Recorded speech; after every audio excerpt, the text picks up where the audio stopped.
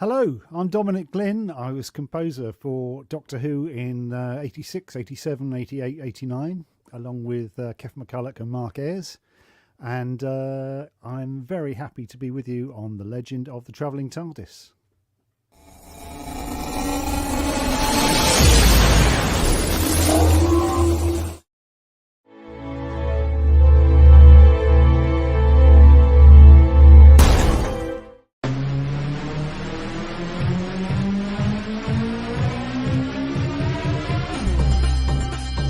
My name is Christian Basil. Years ago, I had an idea. I got myself a TARDIS. Took it to new places, met a lot of new people, took some great pictures, and talked Doctor Who. From Krypton Radio and the creators of the Hanging With web show, this is the legend of the Traveling TARDIS. Join me on my latest adventures and become part of the legend.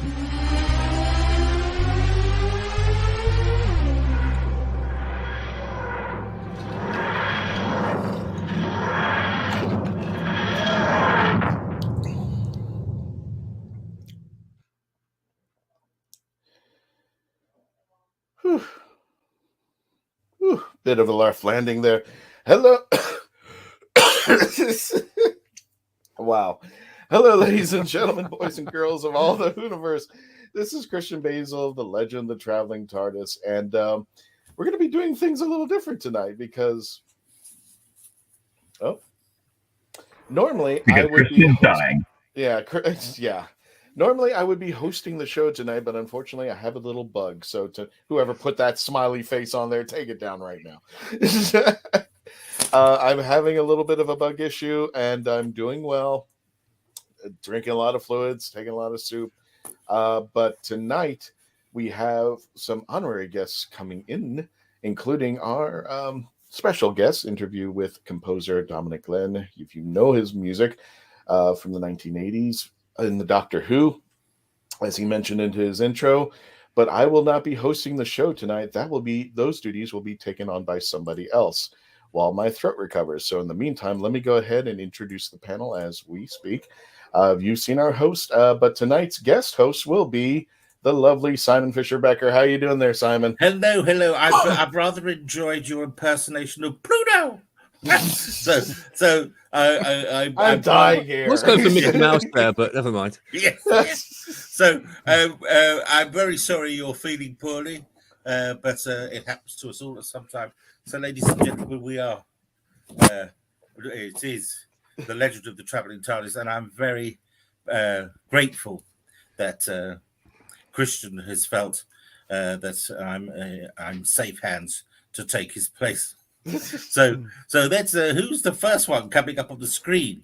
So you'll hear Pluto will be sort of pressing buttons and twiddling knobs, and hopefully things will appear on the screen as they should. Yes, and keep in mind that I will be controlling the chats there. The chats there.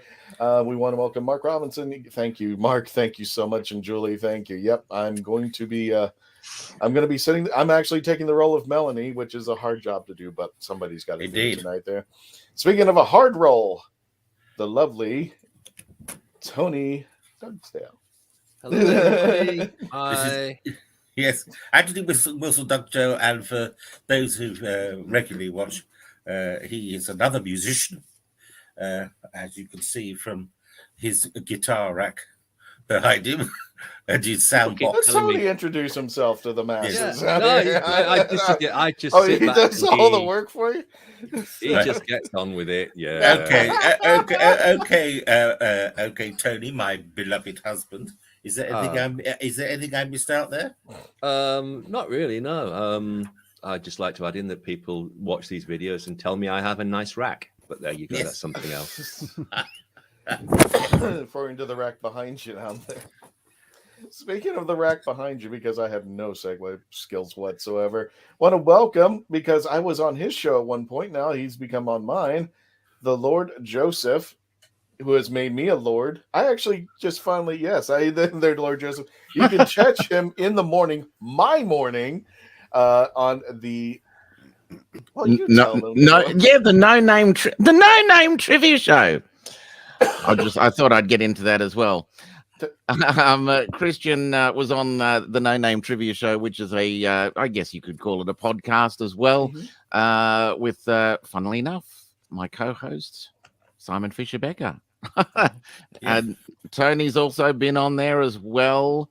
That's a nice way of doing things, isn't it? Gee, I like this StreamYard. Gotta love the StreamYard. It's almost, It's very professional.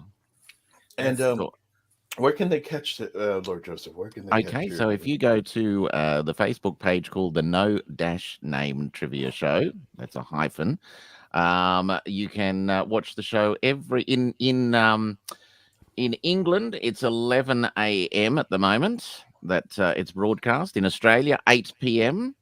And if you're in America, well, depending on what side, it could be 3 a.m. and it could be 6 a.m. So, yes, and that is a Monday. That is a Monday. All the time. Yeah. Speaking of lovely people, there's Dave Chapman. Okay, there we go. Hello, Dave. How are you doing? And what's my TARDIS been up to? Your TARDIS is upstairs in my postage stamp-sized hotel room with my boss and coworker. Yes, if anybody doesn't know, it has a bunk bed. And watching the Facebook page, Dave has taken my TARDIS after MegaCon, which most likely I got this little flea thing from. And he's taken the TARDIS over to the MCM. What does that stand for? I was going to ask you that. Movies, comics, and media or something like that. It's the company that. Sorry, what was that? Memorabilia. Movies, comics, and memorabilia.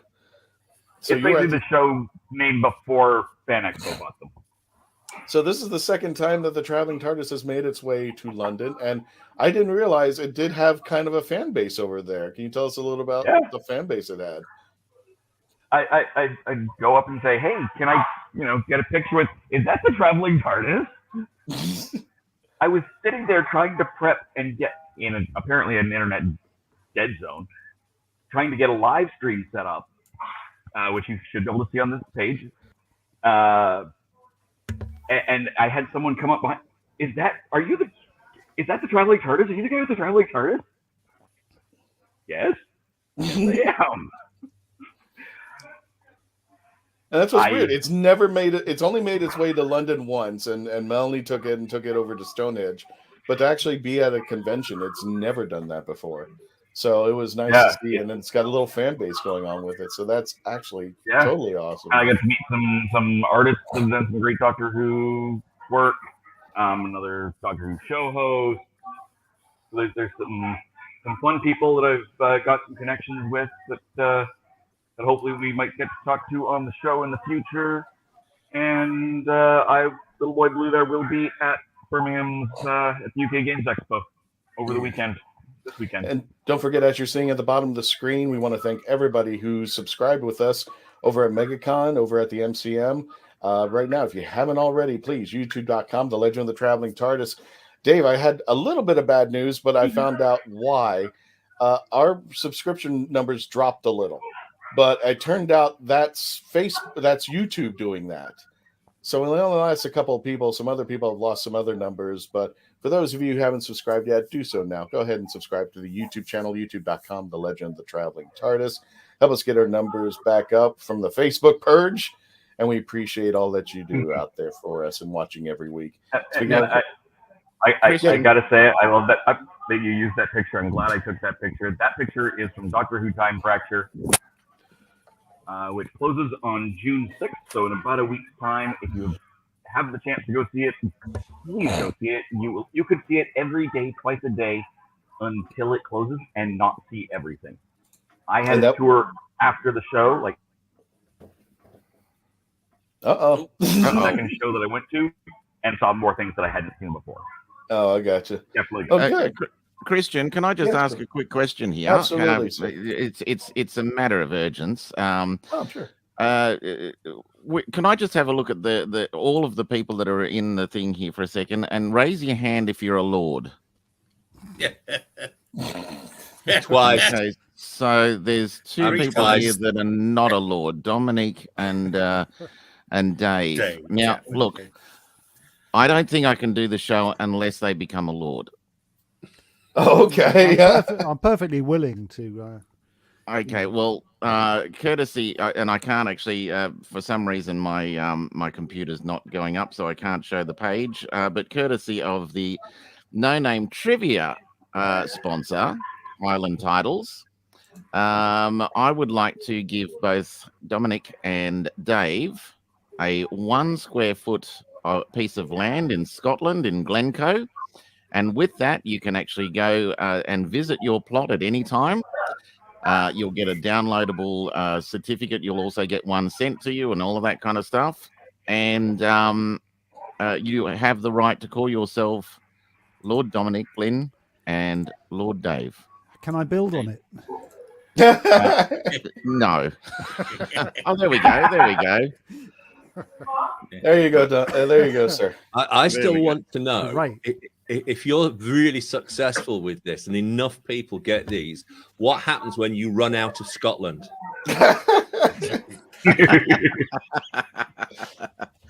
I don't know, but I mean, it's a bigger place that's than for you them to- think, but yeah, but 1 square foot at a time. That's not much, is it? Really? I said my luck. It's some dog weed on my. It keeps weed on my. I feel as though if we all got together, we could probably do something quite worthy with it. Yeah, well, it's all about the creating nature reserves in Scotland. So that is already doing something really good. But now that everyone on the screen is a lord, I kind of feel more comfortable now. So, Christian, I'll actually send, if you like, I'll send you the codes for the guys and the link. Okay. And if you get them out to them, that would be great. Absolutely. I'll do that when I get home tonight. Absolutely Fantastic. there. So for those of you who are not familiar with it, it's highlandtitles.com. You can preserve yourself a plot of, I think it's 1 by 1 foot land. But the whole idea is that you get to become a lord or a lady grace of Glencoe, and you are helping preserve lands in Scotland. So if you'd like to join up, I'll put the. Is there a specific link that you want folks to use there? Yes, highlandtitles.com. No, I meant, did you have a specific link, or I can just put the generic link? No, just put the generic link. Yeah, you got it there. Hang on a second. Let me go ahead and throw that in there. Highlandtitles.com. Alrighty. Now that's up and out of the way. All right, fine. Let's introduce our special guest today, Mr. Dominic Glynn, who actually is not unfamiliar with the Traveling TARDIS because he's had it a while back when it was actually blue at the time. There I am holding it. There you go. Yeah. So What happened to why is it no longer blue? it's a long story, but what happened is one night, the third year we were doing this, the paint kept falling off of the TARDIS. It didn't have a primer, so every time I repainted and my wife would repaint it, it kept falling off and off and off. And one day she said, "We're just going to primer this thing." And she took out, and she went and scraped all the blue off. So it was just this like silverish blue now. And I took it to places. Normally, if you would see it with the picture in it, it actually becomes a silhouette. But now that you take off the scrapings and stuff, it actually absorbs the light. So it actually becomes a character. Let me try. Let me see here. Here's a good picture of it today. There should be several good pictures of it in there. Yeah, there's several good pictures, but I'm trying to find one where there's a bit of lighting. It's a bit like a John Nathan Turner gimmick for getting the press interested by like painting it pink, for example. Exactly. But it became its own character, and it stopped being blue. It actually became a nice little bluish silver, and that's people now recognize it. Oh, pink. Yeah. We have to see that. Crazy enough. All right. Well, I'm privileged. I feel privileged to have been there when it was blue. Yes. You know, Which is one of the pioneers.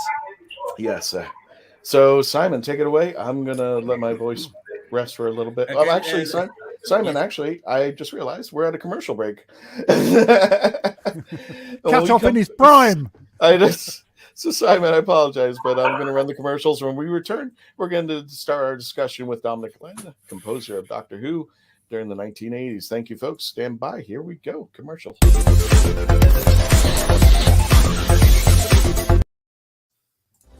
Oh, brilliant! It's hard to believe that in the 56-year history of the greatest sci-fi television show in the English language, there has never been a fan guide to Doctor Who.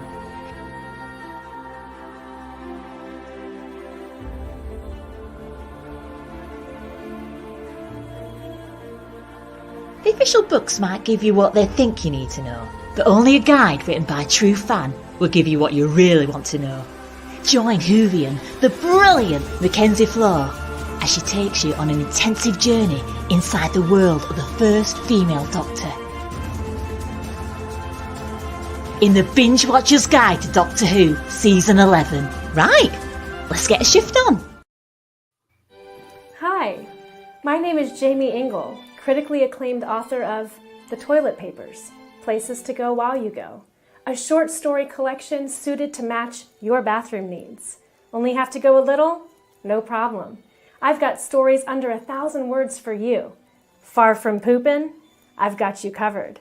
With stories over 5,000 words to keep you occupied, while your latrine stays occupied. And that's not all. The Toilet Papers is endorsed by the fine folks from Squatty Potty, the stool for better stools. But don't take my word for it. See what Dookie the Squatty Potty Unicorn has to say on YouTube. You won't be disappointed. Well, I've got to go, but you can grab your copy of The Toilet Papers on Amazon in ebook or print, or get an autographed copy from me at therightangle.com. And don't worry, I promise I'll wash my hands first. The Toilet Papers. You might just stay in the bathroom longer than you need to. We are a touring acoustic duo crashing kitchens around the country. We go from house to house every Friday night and we create music, we create food, a good time, we stream it live and we do it for free. So now we're just really kind of like trying to develop it and build a community group that people believe in, then they'll help us. So we played from our rehearsal room, we played from the bathroom, thankfully that didn't catch on. I probably played guitar in my room, not for anyone, in front of anyone, nobody heard, for probably about 10 years. And then one Friday night we played from the kitchen. It's the main place people want to be. It's where the food is, it's where the drink is, it's where the best lighting is. You can go to any party and I guarantee you, the kitchen is going to be popping. Our ultimate goal, I think, would be to crash kitchens every Friday all around the world.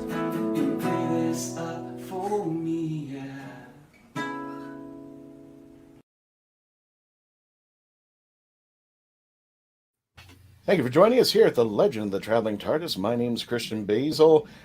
We have a special co-host for today, Simon Fisher-Becker, and his lovely husband, Tony Dugdale. They would be introducing and hosting our good guest, Dominic Glynn, who is composer of Doctor Who during the 1980s. While my throat is getting better, hi, here's the team over here. Here's the funny thing, Dave. That commercial with the toilet papers, people have actually confessed that they've actually left the show. Not that they didn't like it. They thought the show was over and this was a spoof they were watching. They didn't realize it was a real commercial, so they would bail out like, no, it's a real commercial, guys. Stick around. So, yes, we want to thank Jamie Angle at therightangle.com. The toilet papers are real, and she should be having a new book coming out in July. So just wanted to let everybody know. And Simon, take it away. Thank you. Well, Thank you, Pluto. Stop it. I will just, in those commercials, I will just point out there was a slight, well, it sort of gives away how old the commercial is, because there was a reference to the 56 years of Doctor Who, which of course is incorrect. Yes. But not to worry. Anyway, well, I'll just say officially welcome back to the Legend of the Traveling TARDIS.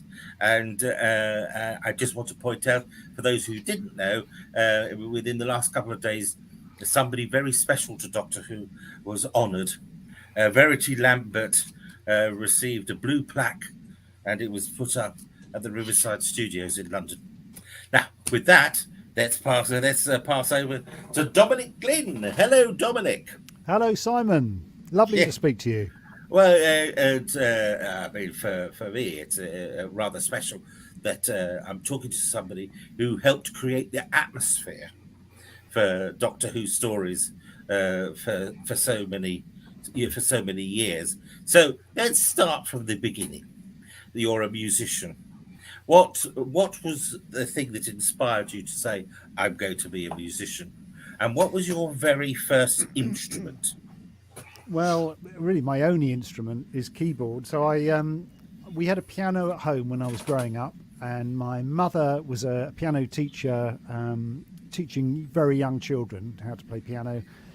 She really never taught me how to play piano. In fact, nobody really taught me how to play piano. I was just so lazy. I didn't want to do any of the learning stuff. I just wanted to plonk around on the piano and make up my own tunes. And that's pretty much what I did. And I just sort of wrote three-chord songs when I was about 13 or 14. And about 4 years later at school, a few friends of mine got together and we started a band. And that was what I thought I was going to do. I thought I was going to be a pop star. I wasn't. And the band, we didn't really make it. But I'd kind of got the bug by this point and wanted to be a musician. This sounds horribly familiar to me, by the way. Yeah, it's a very familiar story to so many. But I wanted to get into TV and I wanted to get into music, and I just kind of started doing things that would point me in the direction of doing that for a career. Okay, so you want to get into TV. What was the sort of first move?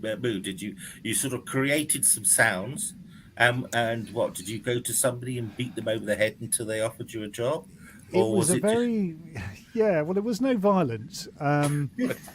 It was a case there should have been. There probably should have been. There was some oral violence. So I did a few cassette tapes of.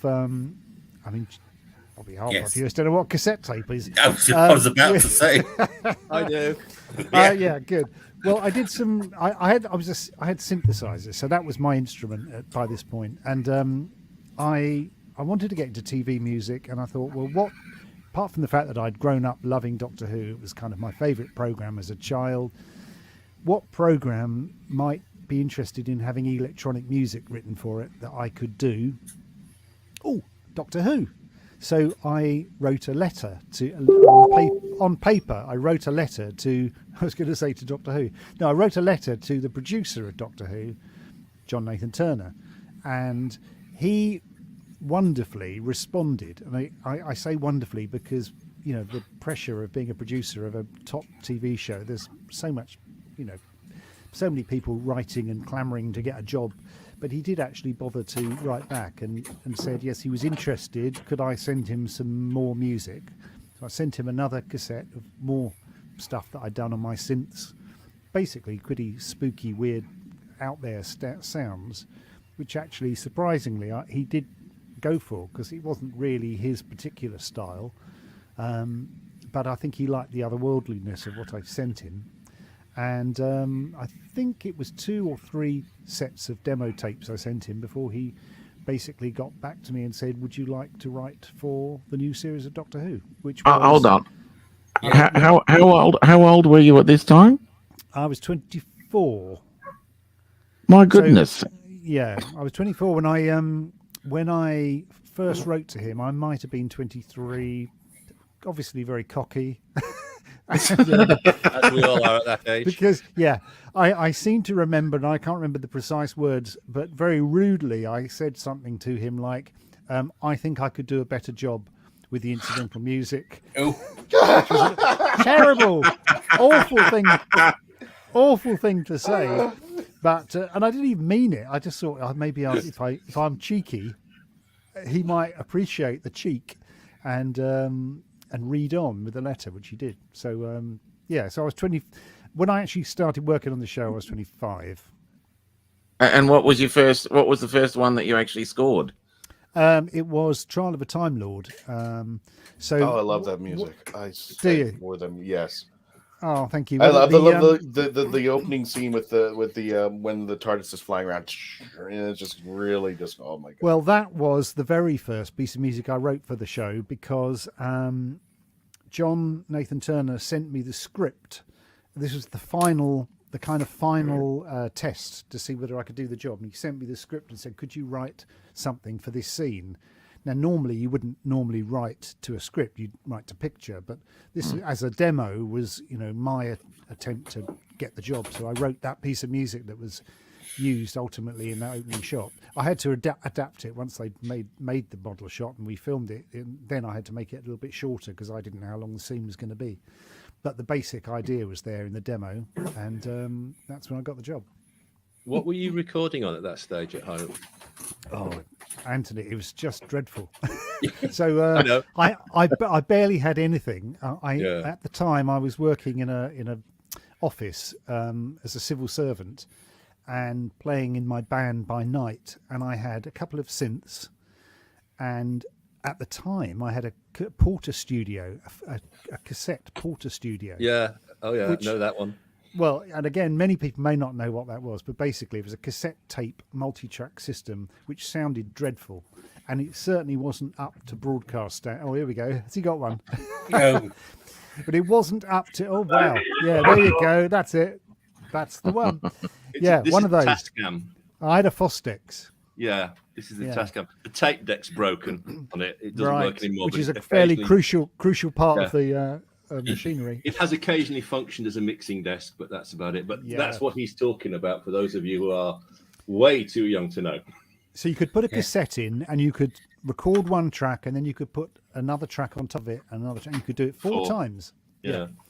And it was clear, and it sounded dreadful because cassette tape, the sound quality on cassette tape wasn't very good. It certainly wasn't up for broadcast standards. So I did the demos on that. And then once I got the call to say, we'd like to offer you the job, which I really wasn't expecting, I had to suddenly give up my job, use the money I'd been putting into the office pension, the civil service pension, and buy an 8-track tape machine, which was a reel-to-reel, that's a big step up, and a mixing desk. And that was my introduction to proper recording equipment, but it was still incredibly basic, and somehow I managed to bluff my way into a professional TV environment with my bedroom setup.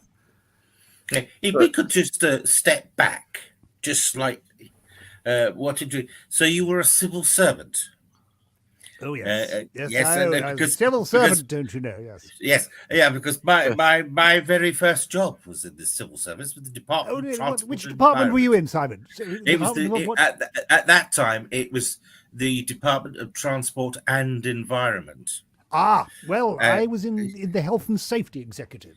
I'm so sorry. Well, I was also in the public service over here in Australia. I was with the Department of Defence.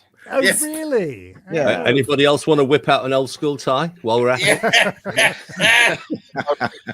No, I'm always intrigued when I'm talking to people and we find a sort of link that might not necessarily be with something that we're doing now. So the thing that makes me laugh, I always laughed about this, but I do remember the day I handed in my notice at that job, the very crusty old senior executive officer that ran the building that I worked in.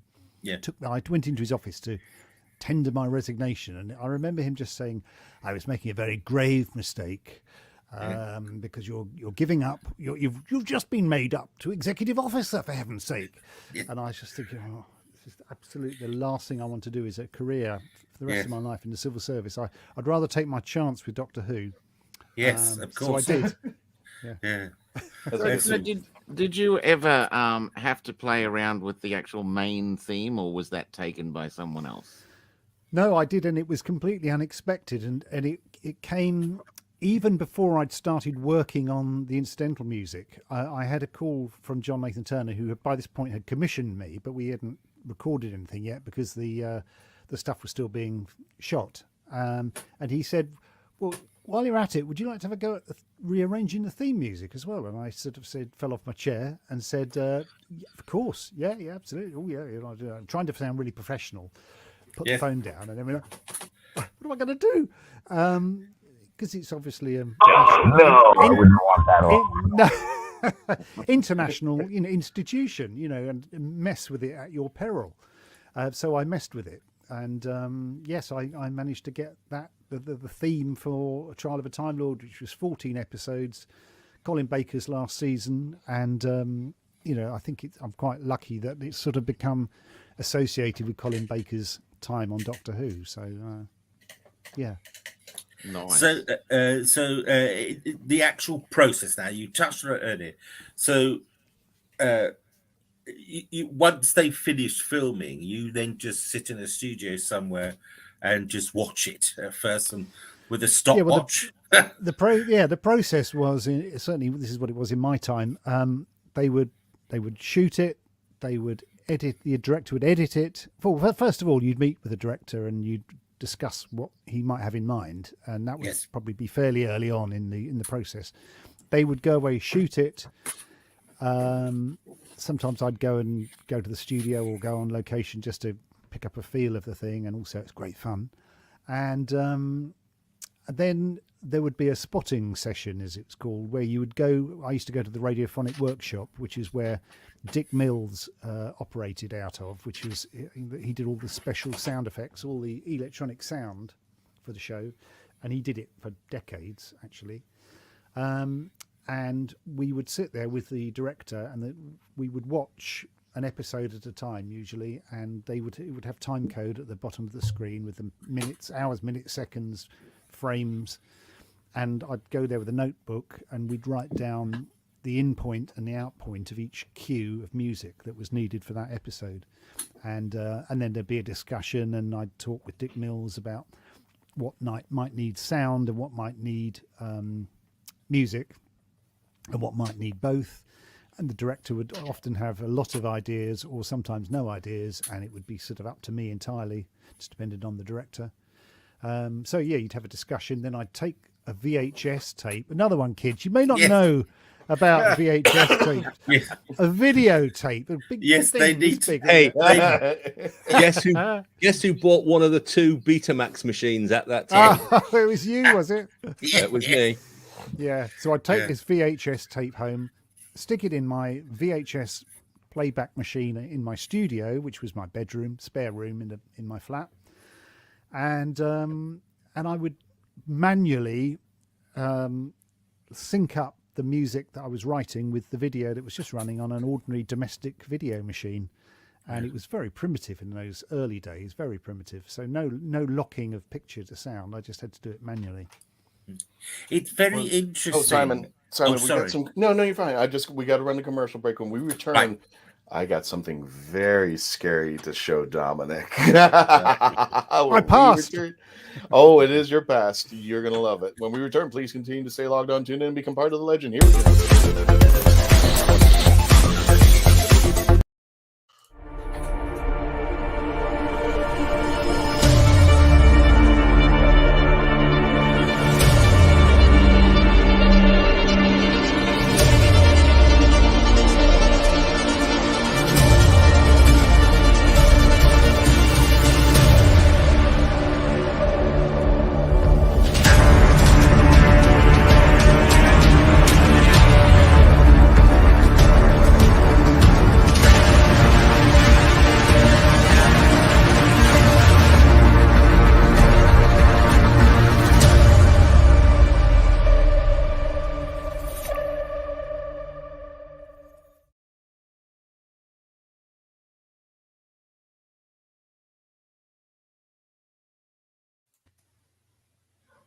Meet the Doctor. I'm the Doctor. But not the one you were expecting. All right, sexy.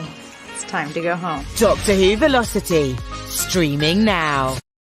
Join author Gary Zeiger for an animatic short film based on his breakaway Stingray novel series. Watch this animatic short based on the novel Stingray, You Can't Hide Forever at stingrayseries.com. In Stingray, You Can't Hide Forever, Captain Epsilon is putting the band back together to rescue his protege's little sister from the evil conglomerate, while keeping his state-of-the-art warship, Stingray, out of their hands. Watch as the adventure unfolds in the groundbreaking animatic short at stingrayseries.com. Then, join the crew of Stingray with the next novel in the series, Stingray Prophecy, where Captain Epsilon and Dr. Zubre are pivotal players in an ancient prophecy. Can they reunite the people of two worlds before they destroy each other?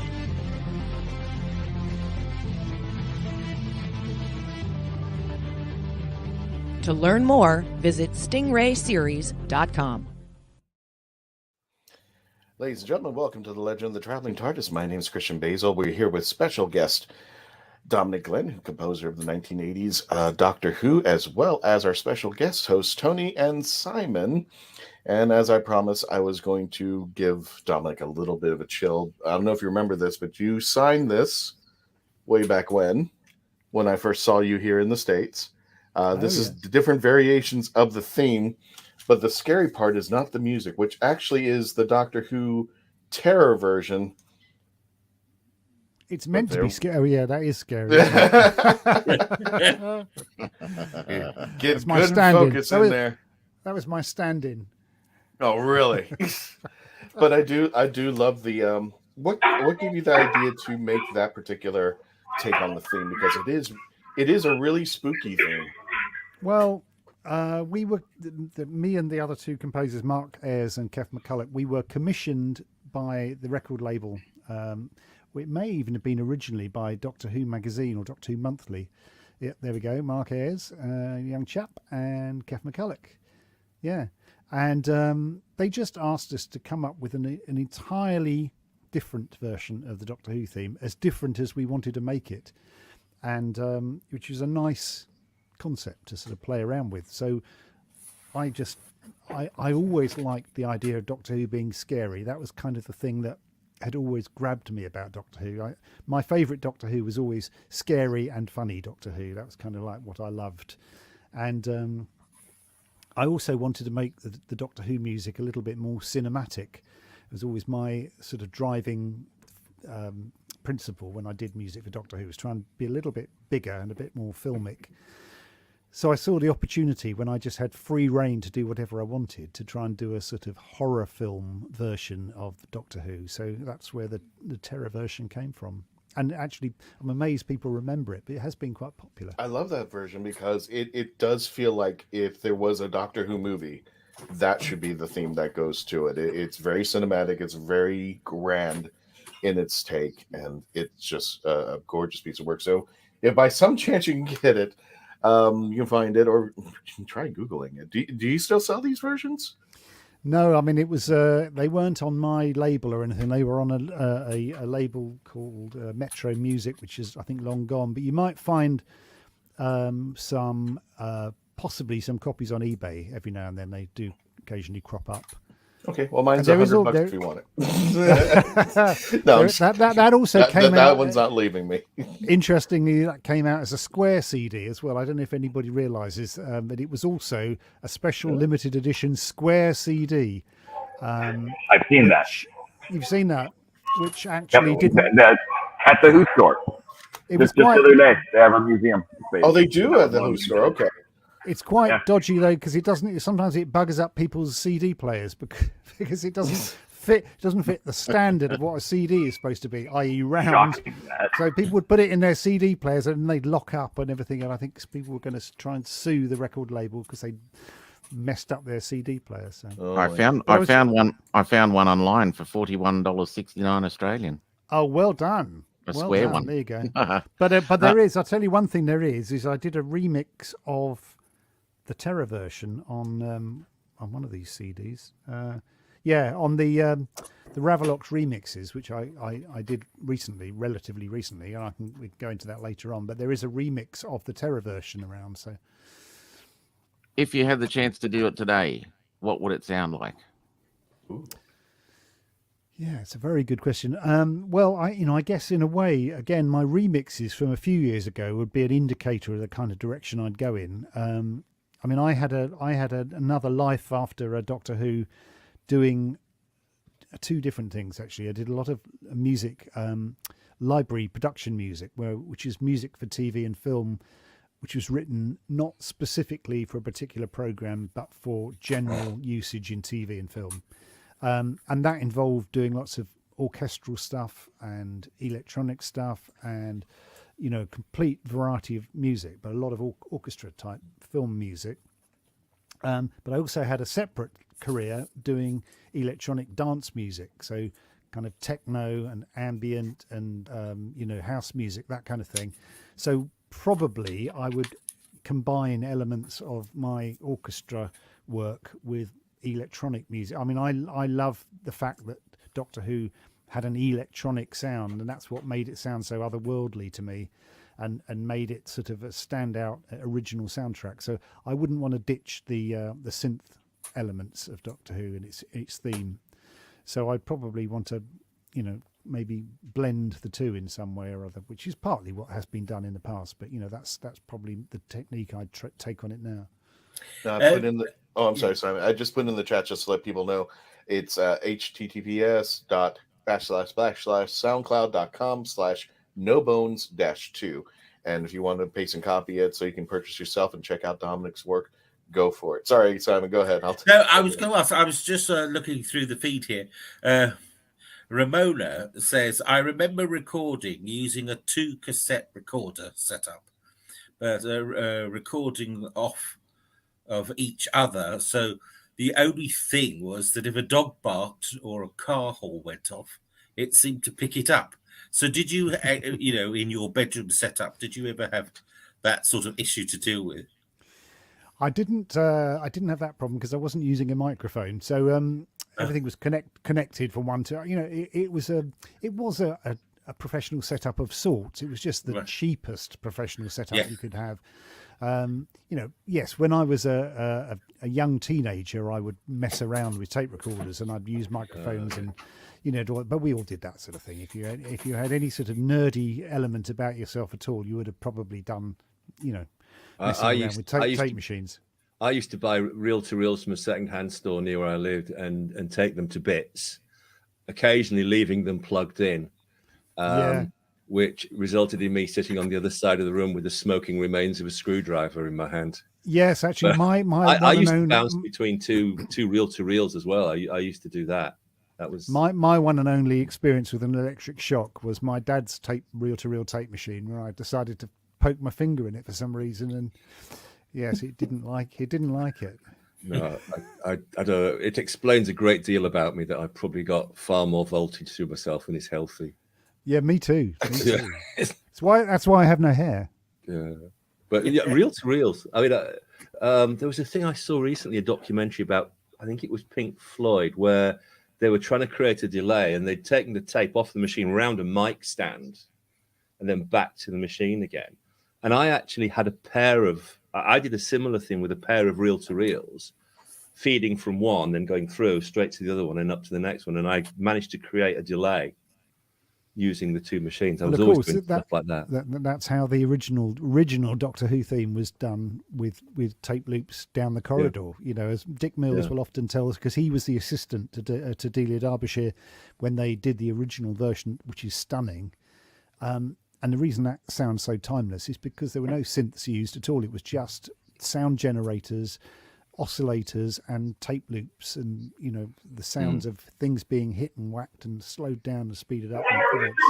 I think it's that thing back then that they just didn't have the technology. There were limitations that they just had to work around.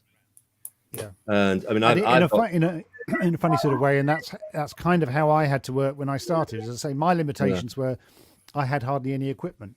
But it does make you work hard, because you've got to get around it. Yeah, you start thinking. Some of these analog is just more fun. Sorry, say that again. It's just more fun now. Analog is just more fun now. Yeah. You don't get to do that sort of thing anymore. No, because everything has become everything's become very easy, for want of a better word. We can do it on our phones now. You can record things on your phone. What do you think as far as technology is concerned? Because I did when I was at MegaCon, I saw a kid sitting in a corner with his cell phone on, and it had a piano on there, and he was just typing away, and apparently had his headset on. He was making music. I mean, is there a technology that you appreciate that, this is great, or do you think maybe technology is going a little bit too far and it's kind of lost track of things No, I mean, previous I have no problem at all with technology being accessible to more people, and why on earth shouldn't people be able to make? I mean, the only downside to it, if you're a professional music maker, is obviously the competition is greater. There's so many more people are doing it, and they're producing really, really high quality stuff.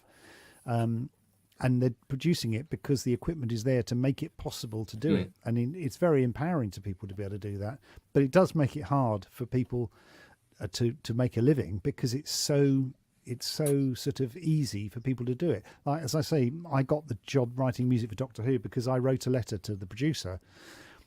To be fair, he probably didn't get that many letters from people saying they want to write music for Doctor Who, but nowadays so many people want to do electronic music or music for TV, music for film.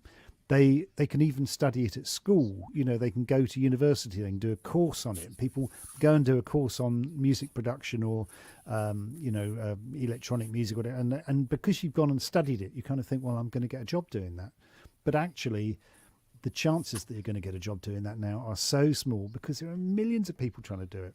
So in some ways, I was lucky in the sense that I didn't have masses of competition to do it, but it was harder to actually do the job. So it was a kind of mix. It took a long time to do the job. So in each episode, I had like 10 days to do an episode, and I'd be working day and night.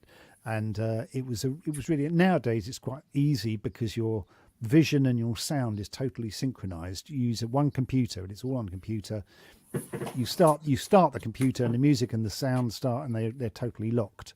So that in itself is massively easier. Also, all the sounds, you can have a library, you can have an orchestra in your computer, and it can sound very convincing. So it's a real mix. In so many ways, it's much easier now, and in other ways, it's much harder now.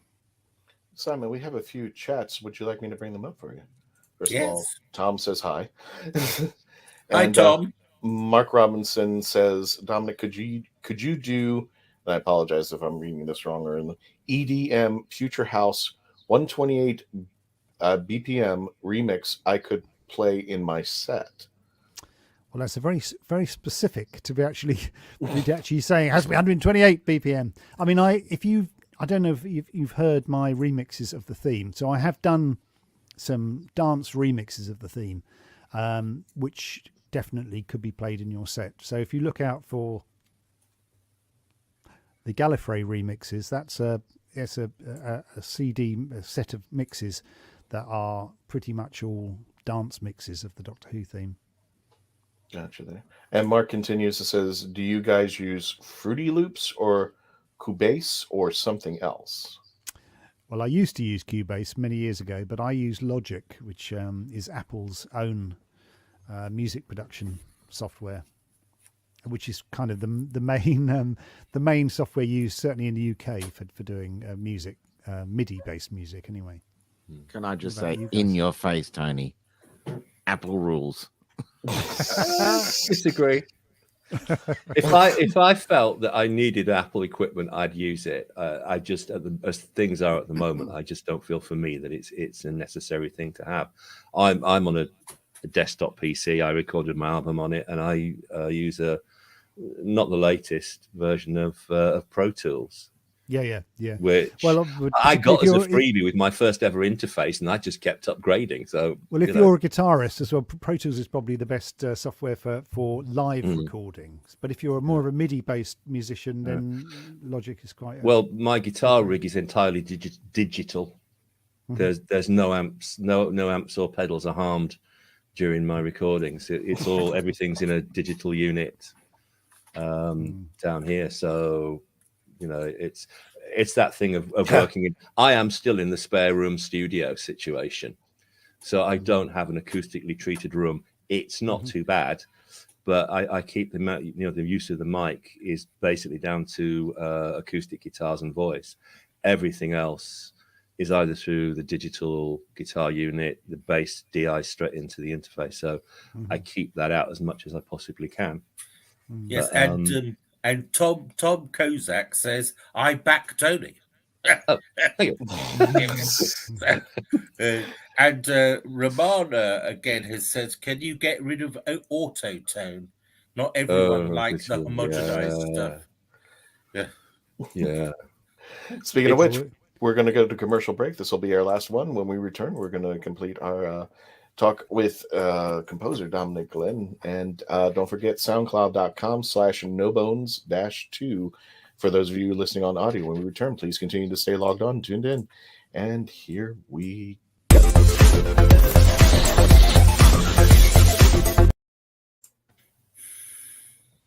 The massive audio Doctor Who Bad Wolf Bluetooth TARDIS speaker. That's all I gotta say, one word. Wow. It looks like it just jumped right off the screen. Here it is in all its Bad Wolf glory. Right here is the on-off switch and the up and down volume. Right here's the speaker. The TARDIS stands about 6 inches from the bottom of the TARDIS all the way up to the top where the light is. Look at the detail. Wow. You have more options than ever before when choosing a film, a television or internet series, a book to curl up with, or even a radio show or podcast. Get to know the people who are creating for you. The Hangin' With Web Show, hosted by award-winning author and journalist G.W. Pomacher, is the internet's fastest-growing web talk show series. The Hangin' With Web Show features professional, yet casual, in-depth interviews with creative arts and entertainment pros.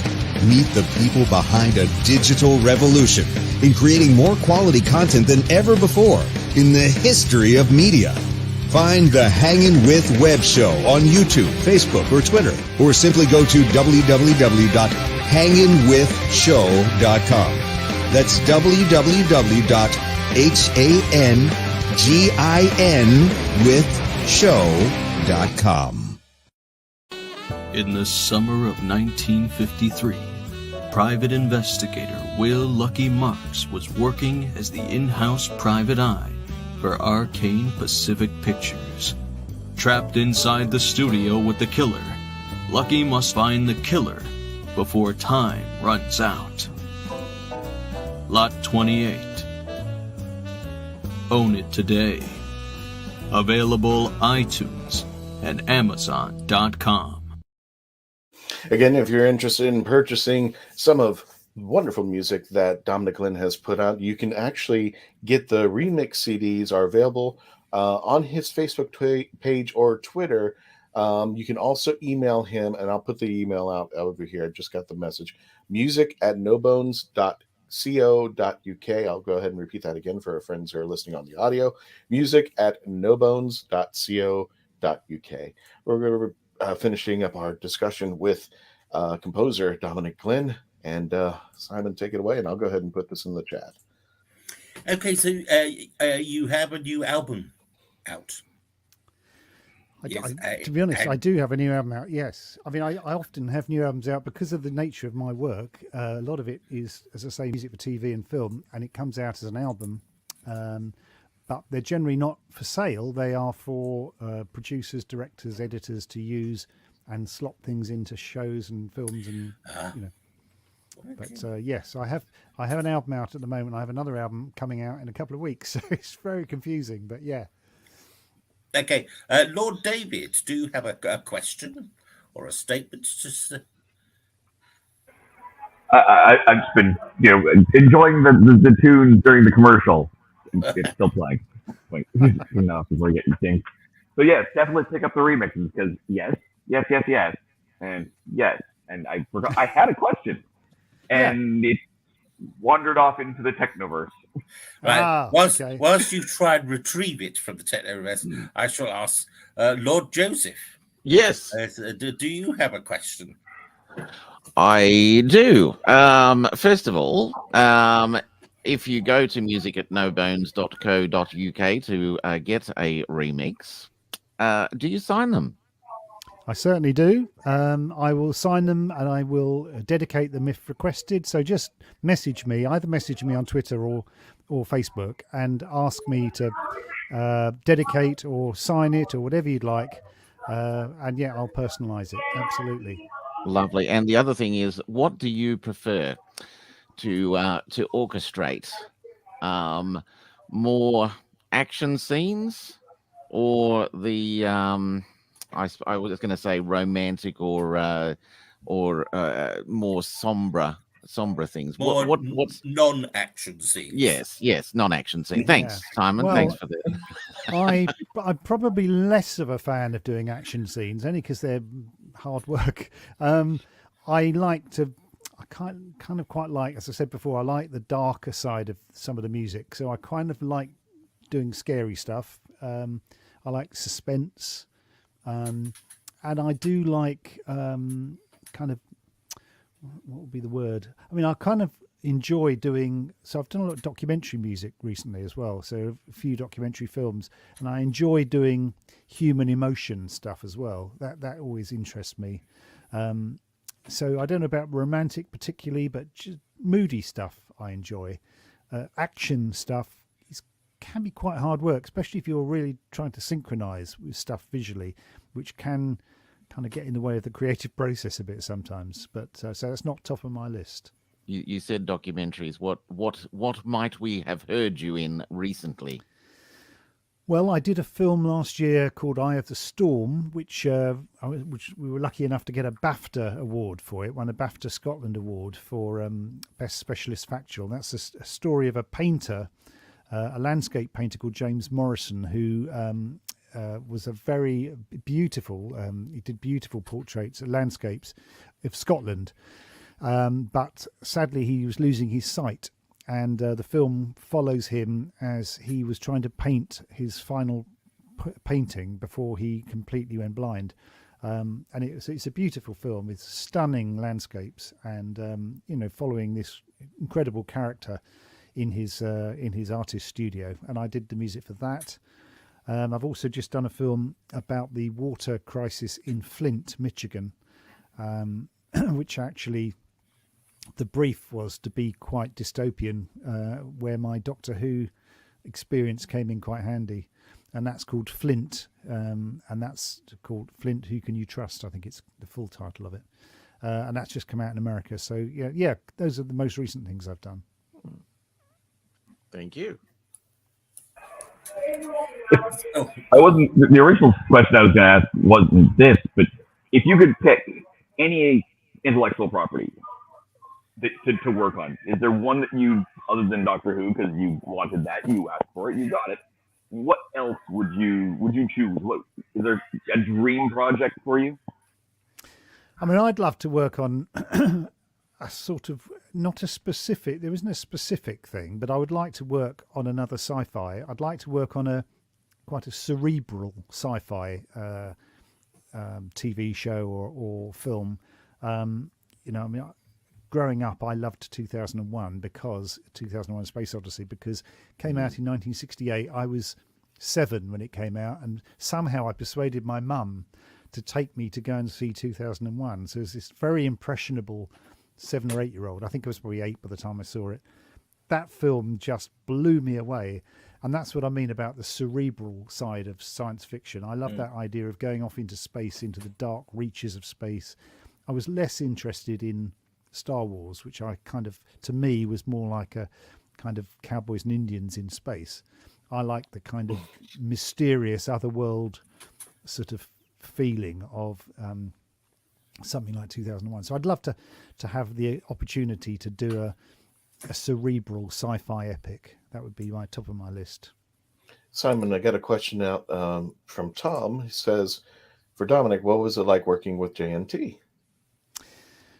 Well, I mean, it was amazing, really, to work with someone who was that willing to let new talent have a go. So there were very few producers that would have given me that opportunity. Strangely, I didn't actually work with him that much, because the producer's job was kind of not too much directly in contact with the composer. I was working more closely with the directors.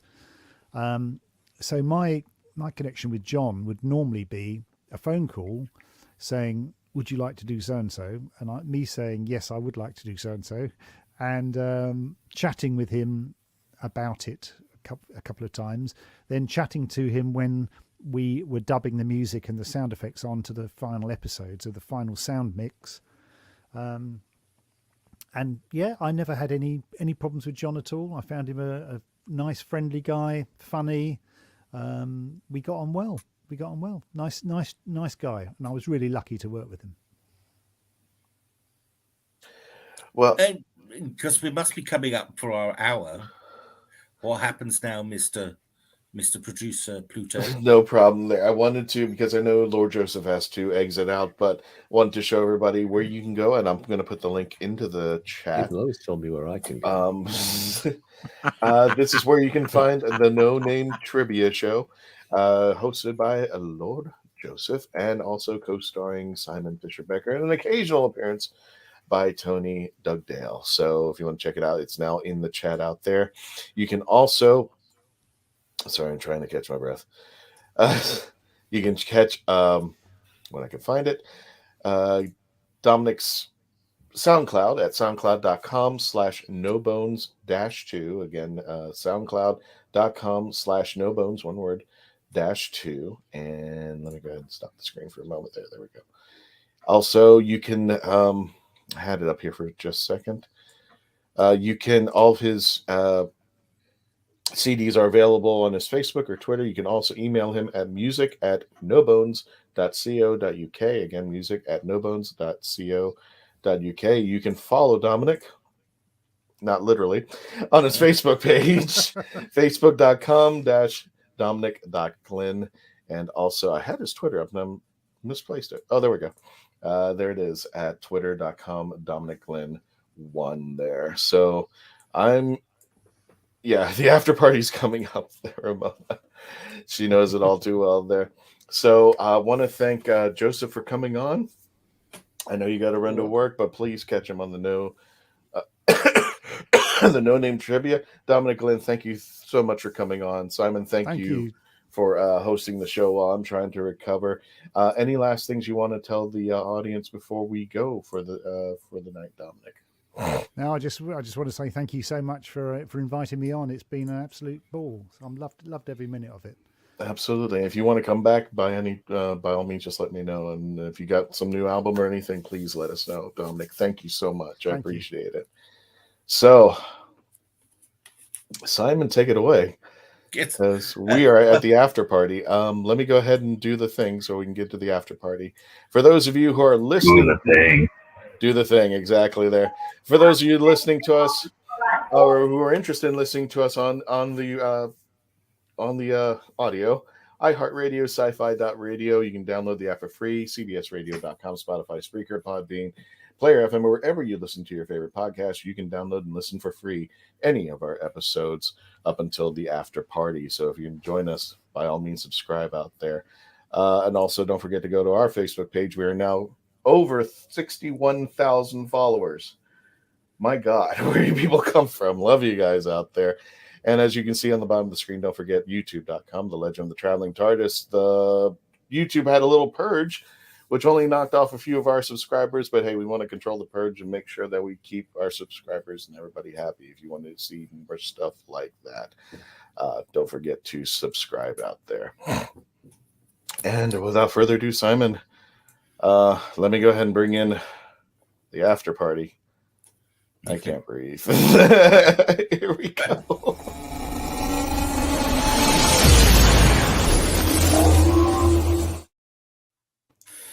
Thank you.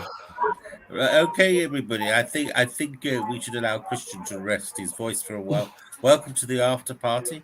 Very happy for the people who are staying on, and hopefully there are some new people joining us right now. We've had a wonderful time with Dominic Glynn,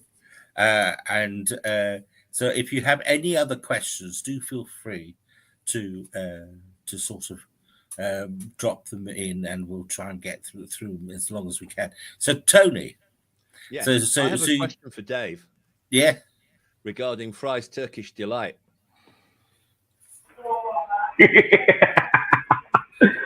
Okay. I've subscribed to the YouTube channel, and there's something up here: Dave versus Turkish Delight. Yes. So our wonderful friend Mark that. Robinson.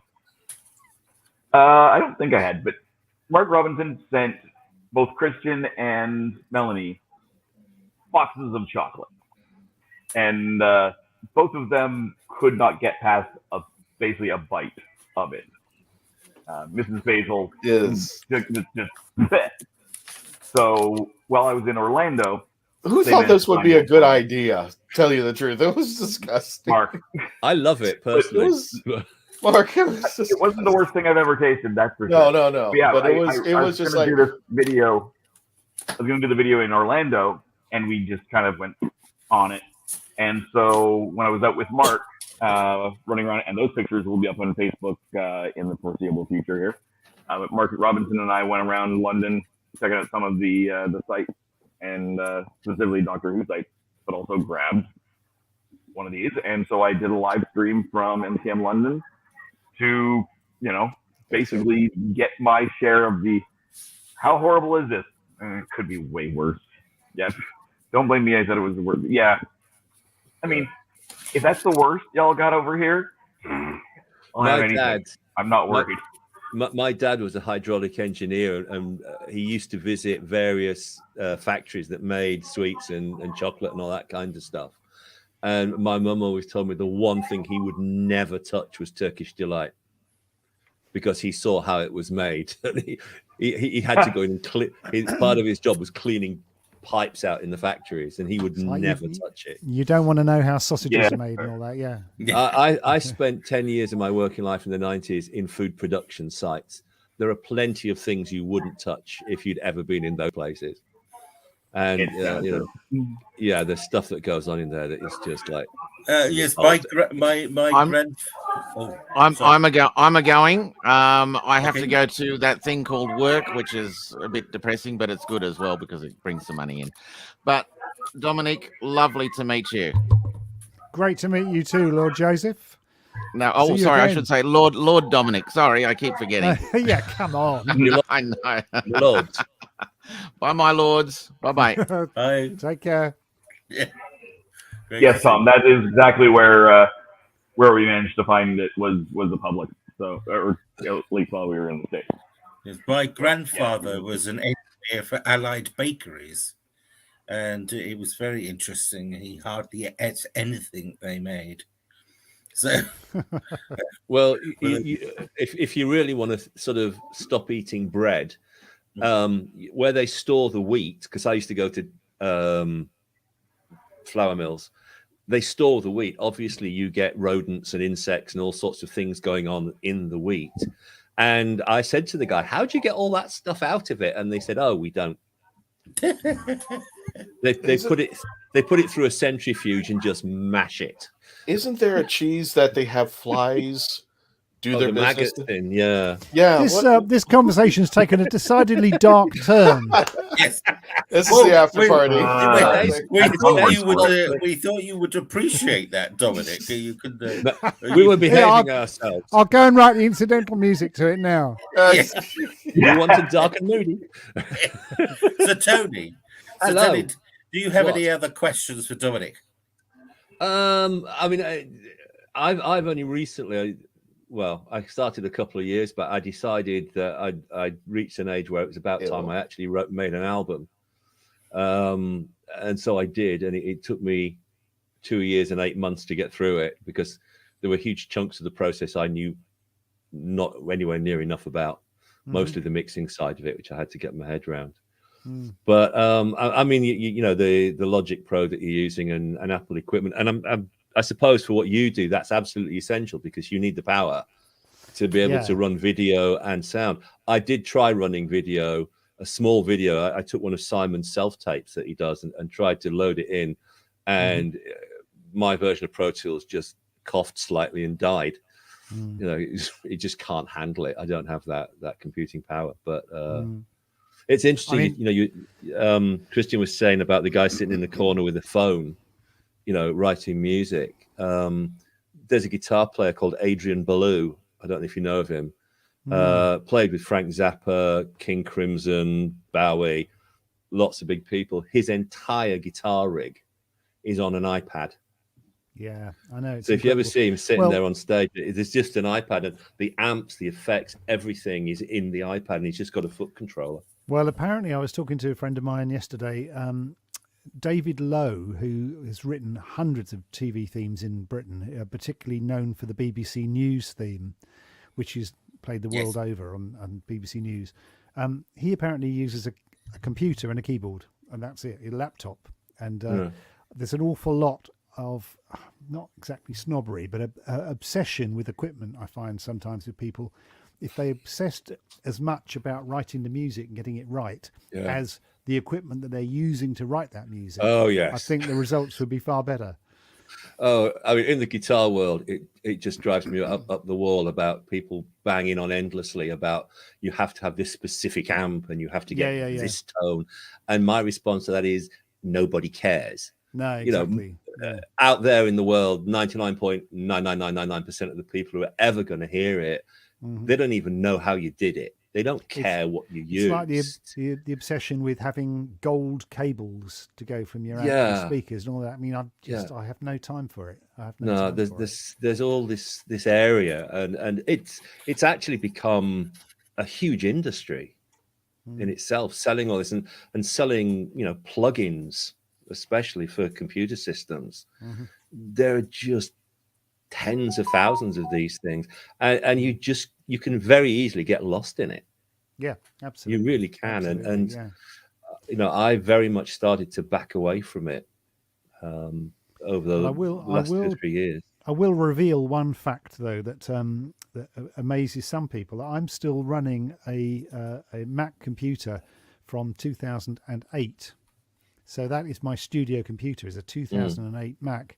So it is beginning to creak a little bit, I have to say, and I will be upgrading it soon. But I have managed to work on the same computer for 14 years, and I've added a bit of memory and stuff like that to it. But it just keeps going, does the job. They were beautiful computers. I had one until something went sideways in the battery, kind of went and destroyed it. I'm like, nope. Well, now it's done. That can happen. For those of you who might be interested in Tony's album, it's called What If?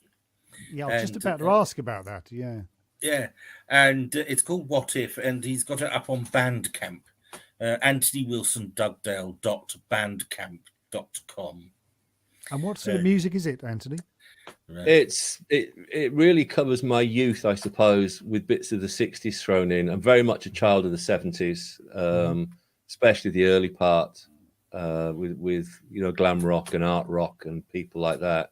But yeah, it's mostly sci-fi based. There's an influence of steampunk in it as well, and it really it's essentially at the heart of it. There's a band which is always with me, guitar, bass, and drums, but there are synthesizers around it. And it's basically a sci-fi thing. There's a little story that runs. There's one point where you get 5. Oh, and he's gone. Tony, you've gone off here. Yeah. Well, what he was trying to say is that a lot of his is sci-fi related. There's a track called "Messages from Another World," which I contribute my tones. I think he's still talking next door. Let me give him a holler. Tony! Yeah. We'll never know. Yeah, we probably just... I hope I didn't damage any microphones then. Because we're both in our own little man caves. Tony's in his music room and I'm in my office. We were talking earlier about modern technology and recording. Joseph and I both are cast members of a radio show, of a radio show called The Hawk Chronicles, and we're sent our scripts to deliver our ads. I record mine on my phone, and the producers have had no problems with it, and I've been doing it now. Well, I came in at episode 103. and I've just done episode 184. So if there was any problem, they would have chirped up, really. So it's quite interesting. It's quite interesting how lockdown resulted in a lot of actors recording all sorts of stuff from their home studio, or home studios under a duvet, mostly actually, in their bedrooms. Well, Tony's the little the duvet booth. Yeah, no, Tony's music room is very professional.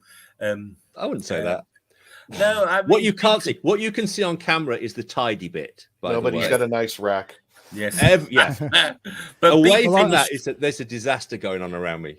Yeah, but Big Finish were very happy. Yeah, we did one for Big Finish from here, didn't we? Yeah. Right. So yes, you're absolutely right. And ironically, I got very little voiceover work before COVID, and now I get a lot more.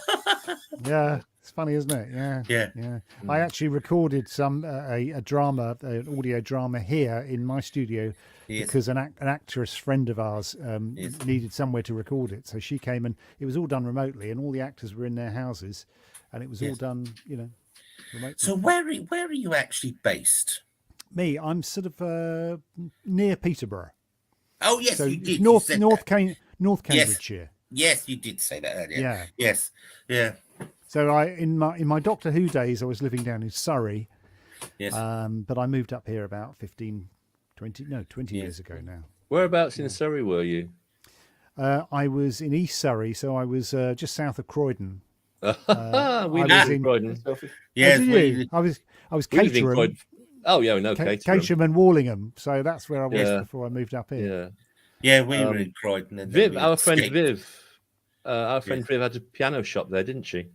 In Caterham. Oh really? Yeah. I probably would have been in there. Yeah. Possibly, yeah. Oh no, we lived in Croydon for nearly 20 years. Okay. Even when it was on fire. Yeah. Oh God, yeah. Poor old Reeves Corner. It was really weird. Where I work, we when all that was kicking off, we got warned that something was happening, so they sent us home early. And I drove past Reeves Corner on the way home. Home, and an hour later switched the news on, and it was up in flames. It was quite alarming. Basically, it all fell apart when I left. I mean, honestly, I just left it in charge. I said, just I'm off. Behave yourselves. Went up to Cambridgeshire. Next thing I know, it's on fire. Yeah. Weird. Strangely enough, we were doing a training session, a health and safety thing, where I worked, and it was fire safety stuff. And it turns out that at that point in time, which would have been the late 2000s, Croydon was the arson capital of the United Kingdom. I thought you were going to say it was the arse end of United Kingdom. It is. It's that as well. There are two things that saved Croydon, right? There's two reasons for me not to bomb Croydon off the face of the earth. Yeah. One, there's a really good little music shop there where I used to take my guitars in for setup work, and they were excellent. And the other is that there's some decent restaurants out towards the south part of Croydon. Apart from that, if the aliens ever came down and did that thing where they just splatter everything, I would have no issues with them taking out Croydon. Well, of course, the aliens did come down to Woking in War of the Worlds. Yes, so where I used to live. Oh, did you? Right. So for those who are watching this in other parts of the world, they may not know this is all in Surrey, which is a part of the southern part of England. So. Yeah. I mean, the War of the Worlds book, and I think the original film follows through towns actually in Surrey. And Horsell Common, where the aliens land, I used to rehearse in the Horsell Village Hall. Brilliant. Because I was in a band in and around Woking. I was in a couple of bands around there, and we used to rehearse in the Horsell Village Hall for a while. You can see where the roots of your interest in sci-fi music came from. Well, it goes. I was saying before my system decided to chuck me off. I was a big fan of the stuff that Jerry and Sylvia Anderson was doing in the 60s, and the theme music for those shows, and particularly the theme to Joe 90. Barry Gray did some. The man, and also the closing music to UFO. Yeah, which was the spookiest, weirdest sound. Yeah. There's a track I've got on the album called "Messages from Another World," and originally my idea was to have it something like as a cross between Ultravox and Muse, really big, heavy guitars and stuff. And then I got into a conversation with someone about Jerry Anderson and the music, and Joe 90 in particular, which is my favorite theme tune. It's a great little track. That's a bit of nice bit of guitar on that. Oh, it's just such a banging little tune. It became a really big hit in the dance clubs in the North in the 70s, weirdly enough. Really? Yeah, in the Northern Soul movement, it was a big hit there. But that conversation just in my head started to alter the way it went, and it's ended up sounding like a 1960s TV theme kind of idea, with Simon on the opening of it making an announcement in a variety of strange voices that I processed. But it just took that. I used to have the single as well. I bought the single, and the B-side was a song called Hijacked. I remember that. I used to play it to death. I went to a Barry Gray concert about 5. It wasn't with Barry Gray. It was after he died, but it was full orchestra doing all the Barry Gray stuff. Fantastic. He loved a brass section, didn't he? He did. Yeah. It's definitely music of its time. It wouldn't work absolutely now, but But I love it. one of the things I like about it was I didn't realize how old he was when he was doing some of this stuff, because he was born in 1908. Wow. So when Joe 90 hit in 68, he was 60 years old, but he was still mining contemporary sounds and ideas and putting them into the music. And I really respect that he was prepared to go down. I mentioned the UFO closing music, which he did on, I believe, was done on an instrument called an Ons Martineau, which is like an early electronic keyboard instrument. There's been a lot of classical music of the 20th century written for the Ons Martineau. He was a real proponent of this instrument, and it obviously, if you know that music, you know how out of this world it sounds. But as you say, a 60-year-old man in the mid 60s or the late 60s doing something quite as innovative as that is quite stunning. Yeah, to me that gets a lot of respect. I also like the theme for some of the stuff on Space 1999. Oh, he really makes the bass player earn his money on that. Yeah, exactly. The bass on that is ferocious. It really is. It really, caning it on it. Absolutely. Yeah. But it makes the guy work on the Joe 90 theme as well. There's some, it's a real rock track. Absolutely. The drums. It's almost veering into heavy metal drum style, where with the hi-hat, instead of playing a 4, it's just playing. Instead of playing the 8, it's just playing the 4, so it just drives it. It's the other composer of that era that I was obsessed with growing up was Edwin Astley, who did a lot of the ITC drama series of the 60s and 70s. So things like Danger Man. Department S. Yeah. They all have fantastic TV themes. God, how old are we? Yes. I know. Sorry, Dave. Sorry, the rest of you kids. Sorry, Christian. They are perfect examples. I'm listening. That's okay. They are the perfect examples of shows where actually the music was far better than the show. So when I go back and watch something, if I ever see something on YouTube, an old episode or something, I'll put it on. music's fantastic. Actually, the program's quite boring. Yeah. But guys, I'm going to have to head off actually, because apart from anything else, my dog is desperate to go out. Yes. So I'm going to have to leave you. But thank you so much for having me on. It's been absolutely brilliant. It's been good. Thank you, Dominic. No, absolute pleasure, and I hope to speak to you all again soon. Yes, thank you so much. To YouTube when you log off. Is it just me? You're breaking up quite bad. Yeah, he's breaking up. Yeah, he's in Birmingham. Can you do sign language? Dave, can you bring up the YouTube link on Tony's? For some reason, my computer keeps freezing when I try to bring it up. Here. Yeah, I don't remember which one. So, messages from another world, if you can bring that up. Yeah. I put for the end card.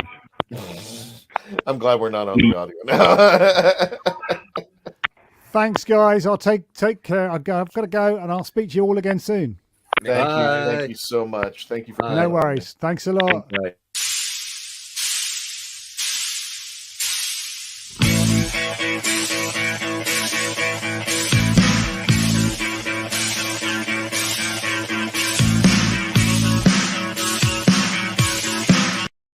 Wait a minute. Did you mean to end the show? I mean, that's wrong. I couldn't remember what in there. I was trying to say. Simon, are you guys familiar with someone called Norman Collier by any chance? Oh, yes. Look up Norman Collier. Just look him up because he did a brilliant routine with a faulty microphone. And that's exactly how it's dropping Dave out, and that's sounds. exactly what you're doing, Dave. You're just taking Norman's routine there, I'm afraid. Yeah, you're not even sounding like a Dalek. You just yeah. Hotel Wi-Fi. Yes, hotel Wi-Fi. Yeah, it is hotel Wi-Fi. Come on, pay for the good stuff. Don't just go on the free one. Yes. We'll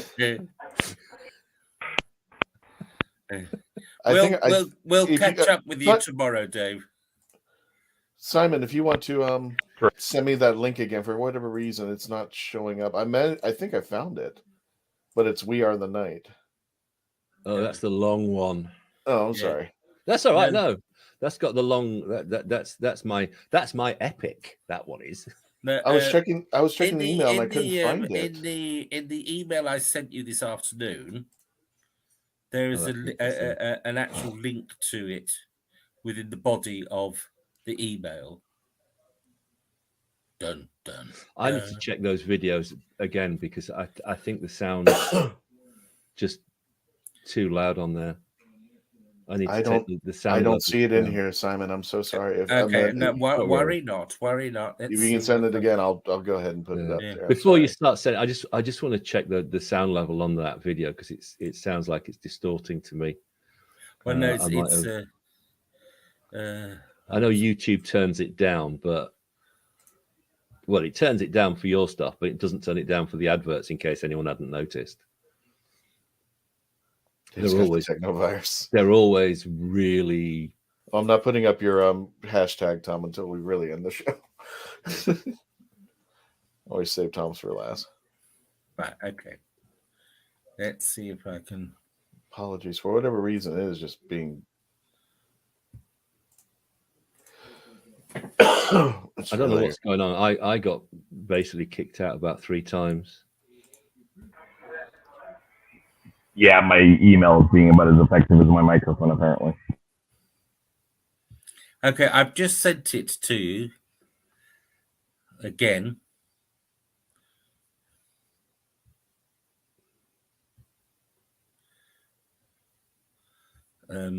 Is that mine you're sending?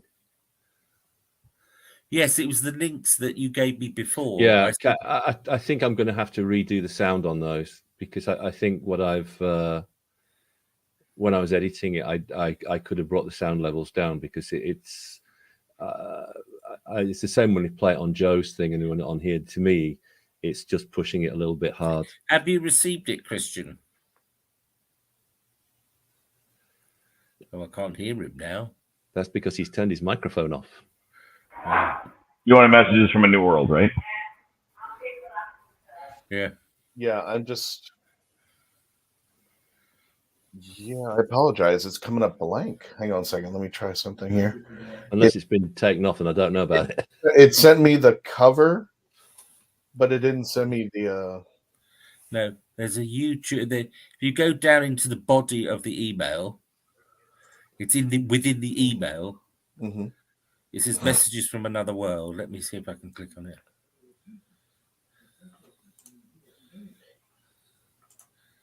Yeah. Yes, it plays this end.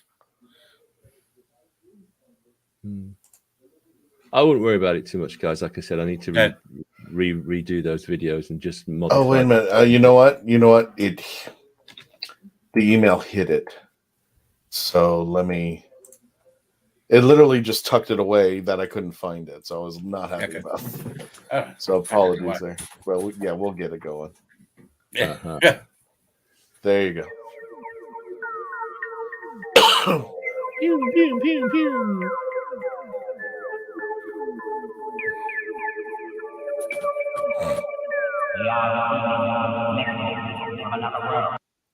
Yeah, that's distorting.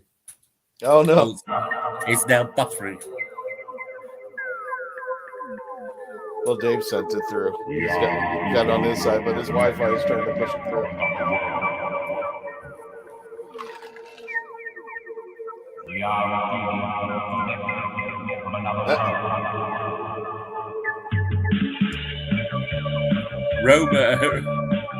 Ramona says, got my attention.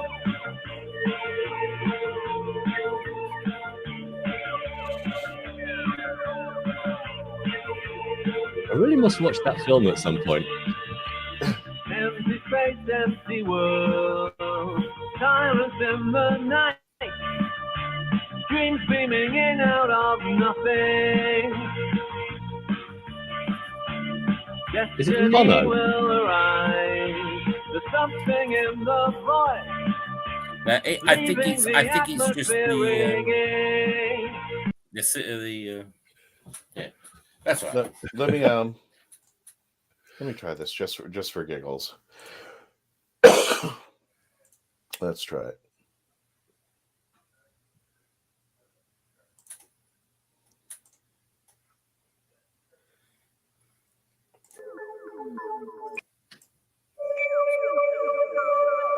Is it working? Because I can't even hear it.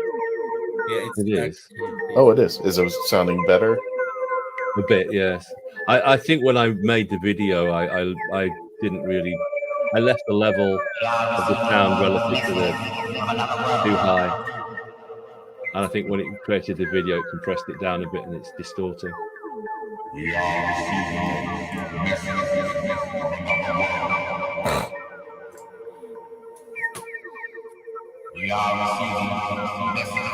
from another world. Luckily, I got better Wi-Fi than going day.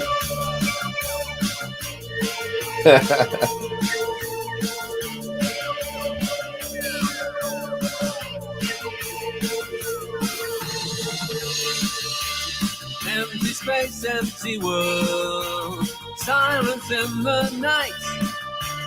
Dreams beaming in out of nothing. You guys can tell me when to stop. Destiny will arise. Apparently, this movie is a remake of an earlier one. Leaving the atmosphere yeah, from the 60s.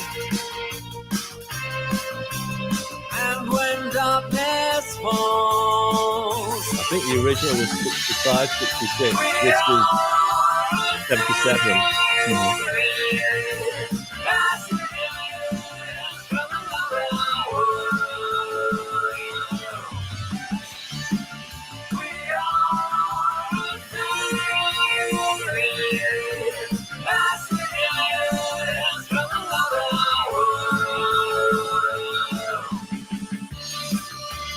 sleeping creatures awake, stirring and aware.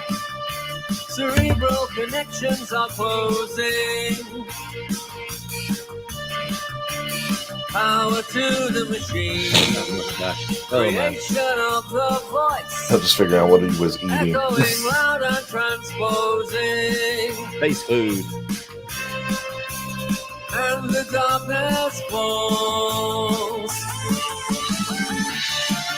We are a theory.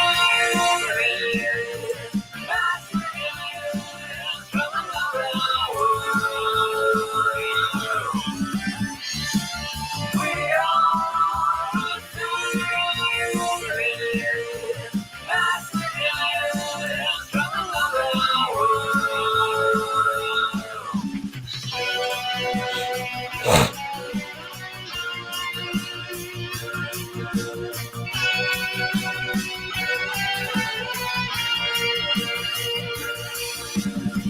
It sounds really tinny where I am. Yes. Yeah, I think that's just the feed. The bandwidth. Yes, it's the feed. Can't cope with it. Yeah.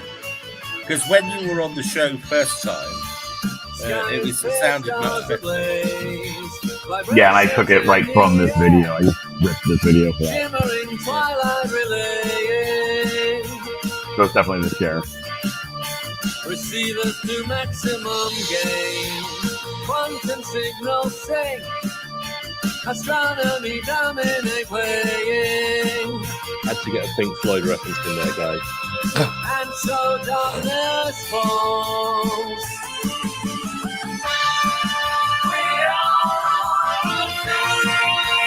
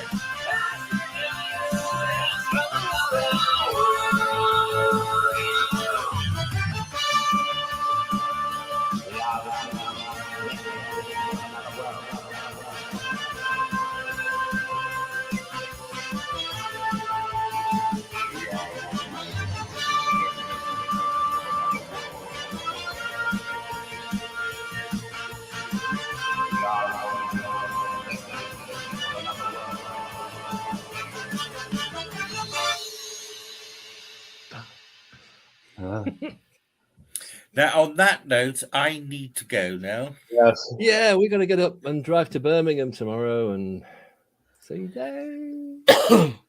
Yes.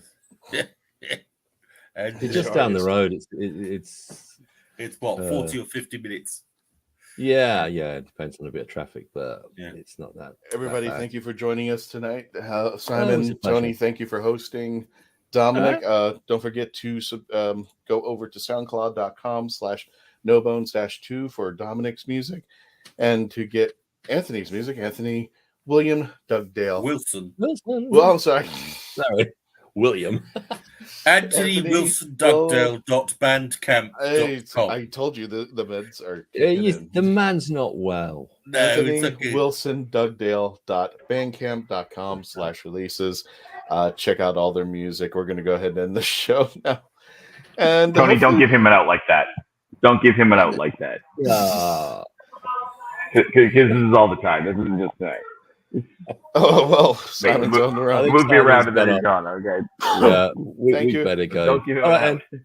Thank you, everybody, Bye, for joining us. We are out of here. See you tomorrow.